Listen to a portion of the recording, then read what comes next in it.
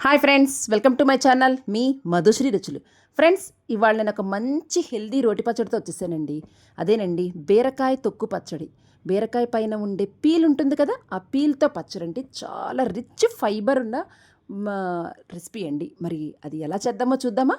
ముందుగా స్టవ్ వెలిగించుకొని బాండి పెట్టుకొని ఒక్క స్పూన్ నువ్వులు వేసుకొని జస్ట్ షాలో ఫ్రై చేసుకోండి. ఎక్కువ మాడనివ్వకండి. అలాగని ఎక్కువ నువ్వులు వేసుకుంటే మొత్తం నువ్వుల ఫ్లేవరే అయిపోతుంది. అందుకని ఒక్క స్పూన్ సరిపోతుంది ఫ్రెండ్స్. అదే బాండీలో ఫ్రై అయ్యాక తీసేసుకొని అదే బాండీలో ఒక స్పూన్ ఆయిల్ వేసుకోండి. 1 టేబుల్ స్పూన్ ఆయిల్ వేసుకొని మనం బీరకాయ పైన తీసుకున్న పీల్ ఉంది కదండి, ఆ పీల్ శుభ్రంగా కడిగేసుకొని డస్ట్ లేకుండా ఆ బీరకాయ పీల్ వేసేసుకొని ఆ బాండీలో వేసుకొని 2 టమాటాలు వేసుకొని తగినంత చింతపండు, అంటే నిమ్మకాయ కన్నా కొంచెం తగినంత చింతపండు వేసుకొని తగినంత ఉప్పు, 1/2 టీ స్పూన్ పసుపు వేసేసుకొని బాగా కలిపేసేసి మూతపెట్టి మగ్గనివ్వండి. ఉప్పు వేయడం వల్ల ఆ టమాటా వాటర్ తోటి ఈ బీరకాయ పీల్ మొత్తం మగ్గిపోతుందండి, లేకపోతే అడుగంటుకుపోతుంది. అందుకని దానికి హెల్పింగ్ కోసం టమాటా అండి, కొంచెం గుజ్జు కోసం టమాటా, లేకపోతే పచ్చడి కొంచెం టైట్గా గట్టిగా ఉంటుంది అందుకనండి. ఓకేనా? చూద్దామా ఫ్రెండ్స్? ఆల్మోస్ట్ కొంచెం మగ్గుతున్నట్టుంది. టమాటాలో వాటర్ కూడా బయటకు వచ్చేస్తుంది కాబట్టి కొంచెం బాగా ఇంకొంచెం సేపు మగ్గనిద్దామండి. కొంచెం టమాటా కూడా కొంచెం మెత్తబడాలి, అంటే పీల్ కొంచెం ఫ్రై అవ్వాలండి, కొంచెం మెత్తబడాలండి. గట్టిగా ఉన్న పీల్ అనేది, ఆ బీరకాయ తొక్క అనేది కొంచెం మెత్తబడాలి. సో ఇంకొంచెం సేపు మూత పెట్టి మగ్గనిద్దామండి. చూద్దామా ఫ్రెండ్స్ ఒకసారి? చూడండి, ఆల్మోస్ట్ మన పీలు టమాటాలు మొత్తం అంతా కలిపి ఫ్రై అయిపోయినాయి.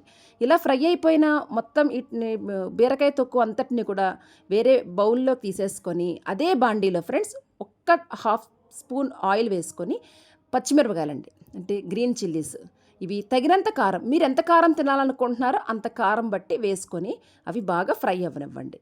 చక్కగా మూత పెట్టి కాసేపు మగ్గనిద్దామండి. ఓకే, ఇప్పుడు వీటిని మనం మిక్సీ ఆడుకుందాం ఫ్రెండ్స్. మిక్సీలో ముందుగా పచ్చిమిరపకాయలు వేసుకొని తర్వాత నువ్వులు, కొంచెం కొత్తిమీర అండి, పచ్చి కొత్తిమీర ఫ్రెండ్స్, ఫ్రై అవ్వకూడదు, పచ్చి కొత్తిమీర, 4-5 వెల్లుల్లి రెబ్బలు వేసుకొని జస్ట్ మిక్సీలో కచ్చాబెచ్చాగా ఒక్క తిప్పు తిప్పండి చాలు, మరీ మెత్తగా ఉండకూడదండి.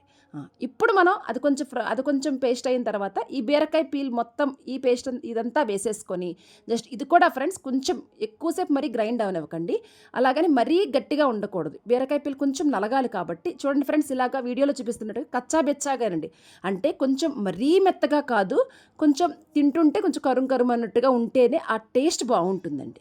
సో ఇప్పుడు మనం దీన్ని తాలింపు పెట్టుకుందామా? అదే బాండీలో ఫ్రెండ్స్, మనం ఇందాక పెట్టుకున్న బాండీలోనే 1/4 స్పూన్ ఆయిల్ వేసుకొని దంచిన వెల్లుల్లిపాయలు, 1/2 టీ స్పూన్ పచ్చిశనగపప్పు, అలాగే 1/2 టీ స్పూన్ మినప్పప్పు, 1/2 టీ స్పూన్ ఆవాలు, 1/2 టీ స్పూన్ జీలకర్ర వేసి కొంచెం ఫ్రై అవ్వనివ్వండి.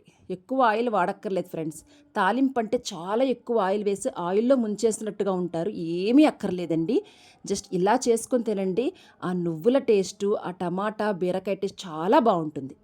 చూడండి ఫ్రెండ్స్, ఈ ఫ్రై అయ్యాక మరి నా మ్యాజిక్ అని ఎప్పుడు అంటుంటాను కదా, అదేనండి మెంతులు జీలకర్ర పొడి, అది ఒక 1/2 టీ స్పూన్ వేసుకొని, ఇంగువ లేనిదే తాలింపు లేదు, ఇంగువ కూడా వేసేసుకొని ఫైనల్గా కరివేపాకు కూడా వేసేసుకొని అవి కొంచెం ఫ్రై అవనిచ్చి మనం ఏదైతే మిక్సీలో పేస్ట్ చేసి పెట్టుకున్నామో ఆ బీరకాయ తొక్కు పచ్చడి మొత్తాన్ని కూడానండి ఈ తాలింపులో వేసేసుకొని బాగా కలిపేసేయండి ఫ్రెండ్స్.